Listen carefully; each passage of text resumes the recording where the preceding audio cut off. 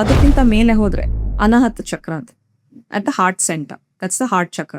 So ಇದರಲ್ಲಿ ನಮಗೆ ಇವಾಗ when people lose someone, this grief, ಏನೋ ಒಂದು ಕೊರಗಿರುತ್ತೆ, ದೇ ಲಾಸ್ ಸಮಥಿಂಗ್, ಏನೋ ಒಂದು ಕೊರಗಿರುತ್ತೆ, ಅದ್ರ ಬಗ್ಗೆನೇ ಯೋಚನೆ ಮಾಡ್ತಾ ಮಾಡ್ತಾ ಮಾಡ್ತಾ ಅವ್ರ ಹಾರ್ಟ್ ಚಕ್ರನು ಕ್ಲೋಸ್ ಡೌನ್ ಆಗೋ ಸಾಧ್ಯತೆ ಇರುತ್ತೆ.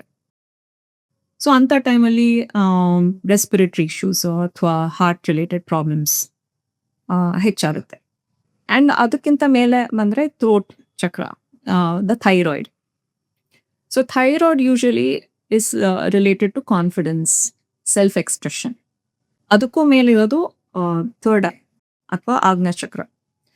ನಾವು Ajna chakra is related to of course functioning of the brain and everything, but also thinking about the future, intuition, wisdom, knowledge, ಇವೆಲ್ಲ. ಇದಕ್ಕಿಂತ ಮೇಲಿರೋದು ಸಹಸ್ರಾರ ಚಕ್ರ. ಆ್ಯಂಡ್ ಈ chakra it's not in the body, but it's a few inches above the crown of the head. So this connects us to the cosmos. So ನಮಗೆ 10 ಗಂಟೆ ಆದರೆ ನಿದ್ದೆ ಬರುತ್ತೆ, that's the biorhythm. Also puberty ಬಂದಾಗ, ಮೆನೋಪಾಸ್ ಬಂದಾಗ, ಇವೆಲ್ಲ bio clogs ಅಂತ ಏನಿರುತ್ತೋ ಅದೆಲ್ಲ ಇಟ್ಸ್ ಕಂಟ್ರೋಲ್ಡ್ ಬೈ ದ ಸಹಸ್ರಾರ ಚಕ್ರ. ಮೇಲೆ ಇರುವಂತ ದ ಲಾಸ್ಟ್ 7th ಚಕ್ರ.